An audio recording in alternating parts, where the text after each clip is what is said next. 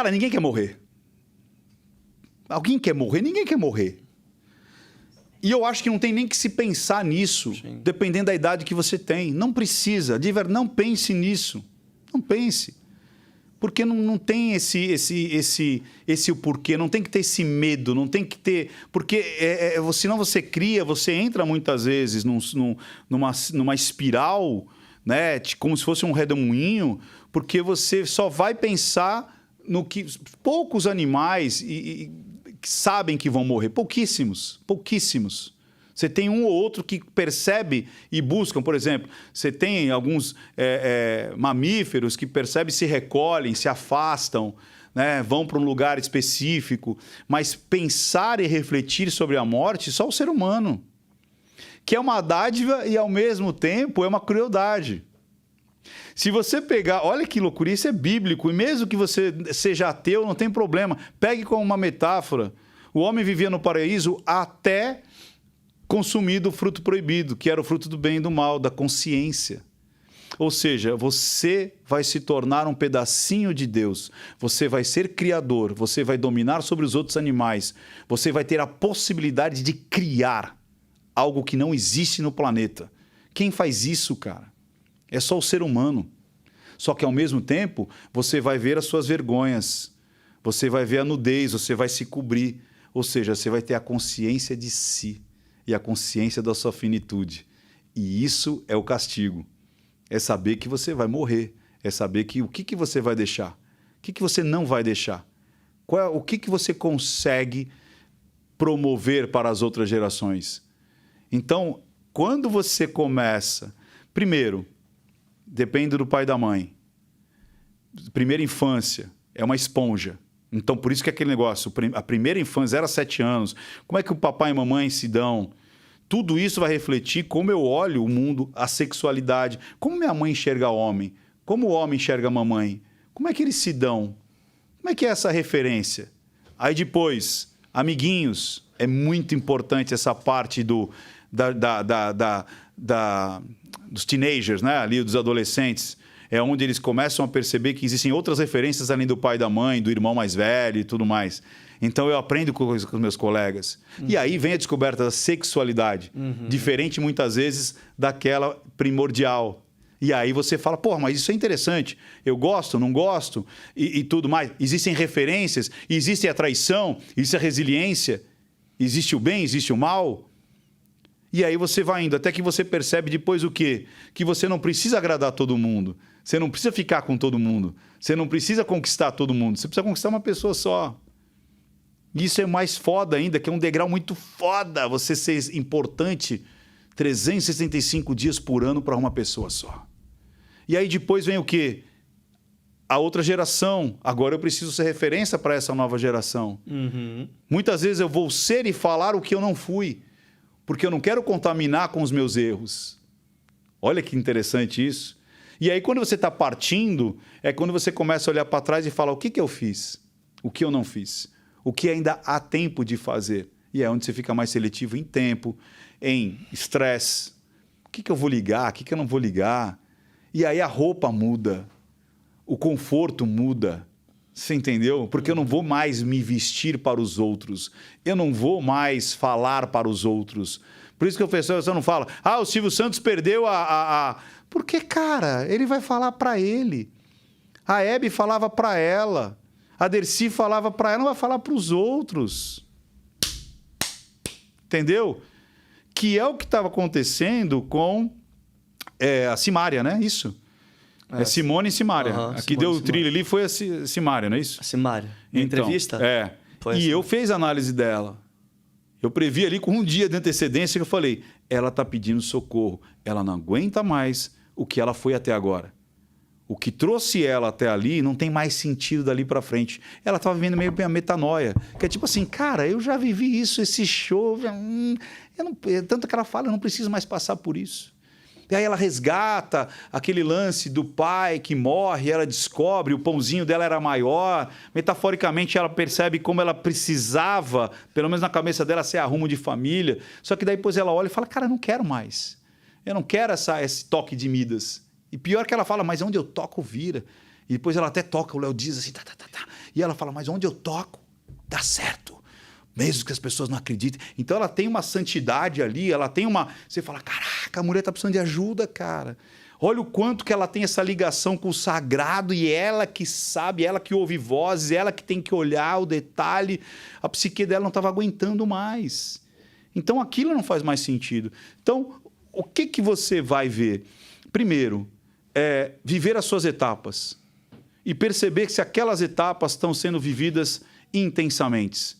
Então, como é que é isso? É justamente não querer acelerar e não querer ficar no passado. Dá trabalho pra caramba. Esse é o grande...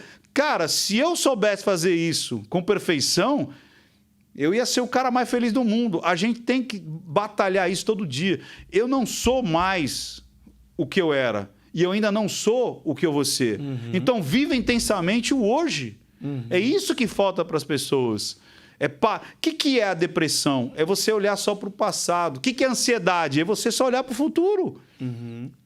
Simples assim. Quer dizer, não é simples, mas não é fácil. Que nem eu falo. Simples mas não é fácil. Você faz, qualquer otário faria. Por isso que a gente precisa ter essa... E outra coisa também, você falou em ressignificação. Olha que legal.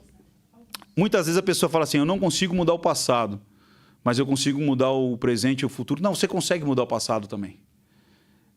Em terapia você consegue. Isso é uma coisa muito legal, que é ressignificação de conteúdo ou ressignificação de contexto. Sim. Como é que é isso? Então, por exemplo, vamos supor que eles conseguem mudar o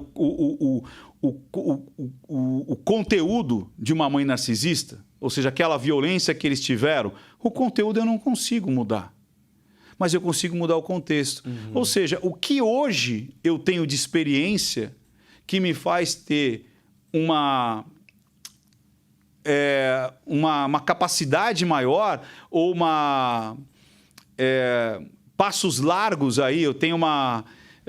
como é que se fala a palavra? Eu tenho a mais, eu tenho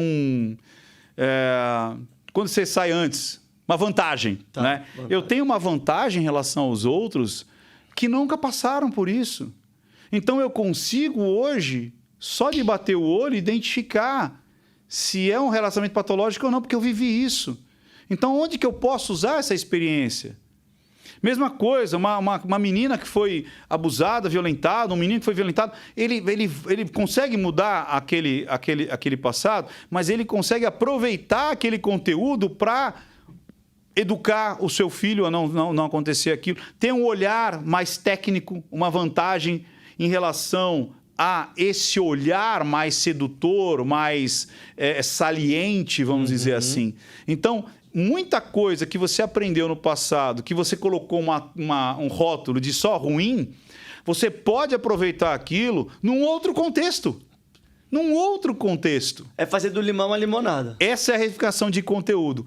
Qual que é... Não, de contexto, desculpa. Essa é a de contexto, fazer do limão uma limonada. Agora, o que eu posso mudar a reificação de conteúdo? Ou seja, muitas vezes a pessoa fala assim, meu pai não ligava para mim porque ele só bebia. Porque ele não tinha tempo. Aí muitas vezes você fala assim, você tem tempo para sua tia? Você tem tempo para sua avó? Você tem tempo para sua madrinha? Porra, eu não tenho. Por causa disso você deixou de amar elas? Não, eu amo minha avó. Eu amo minha tia, eu amo minha madrinha. Quanto tempo você não fala com a sua madrinha? Faz bastante tempo. Será que ela também não pode estar achando que você não ama ela? Aí você fala, putz, então será que meu pai me amava, mas ele não conseguia se expressar por conta do trabalho, por conta do que ele tinha que fazer, por conta, muitas vezes, que a bebida era o único jeito dele esparecer? Então ele me amava, mas me amava do jeito dele, me amava do jeito... Cara, quantos homens nunca abraçaram o pai e beijaram e falaram, pai, eu te amo? Quantos? Eu conheço vários que nunca conseguiram abraçar o pai e falar, pai, eu te amo. Será que é por conta disso que seu pai não te amava? Será que não era o jeito dele, do mesmo jeito que você também muitas vezes ama pessoas e não abraça e fala assim, porra, cara, eu te amo? Quantos amigos você ama e nunca abraçou e beijou no rosto e falou, pô, cara, eu te amo? Mas não, é vergonha, sou macho hétero com H. Fala assim, então, cara, olha aí que loucura. Às vezes, isso que você entendeu, você também pode estar fazendo de uma maneira muito semelhante e não é uma verdade absoluta. Então você acaba fazendo essa ressignificação de conteúdo. Não é porque você resolveu, ou seja, traduziu aquele comportamento como daquele jeito, que pode ter sido uma única verdade.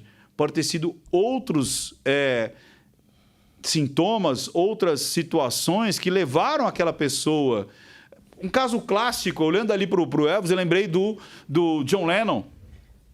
Se você pega a história do John Lennon, né, a mãe dele abandonou com a tia Mimi, mas depois você percebe que não foi bem um abandono, mas ela era muito jovem, ficou grávida muito jovem, ela não conseguia cuidar, ela tinha que trabalhar, e ela começou um outro relacionamento, ela deixou com a tia Mimi porque a tia Mimi não tinha filhos, e a tia Mimi e o marido dela tinham condições de criar melhor, o John.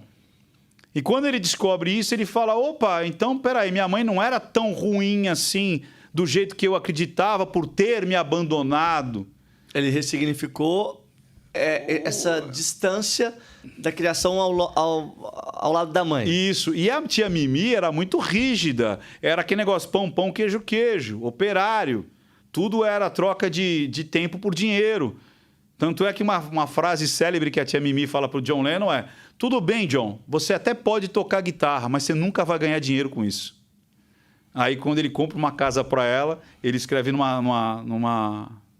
igual isso aqui, tipo de ouro, né? De ouro, um cartão de ouro. Tipo assim, essa casa é para você, tia Mimi. E aí botou lá, tudo bem, você não pode... E aí ele escreveu essa frase para ela.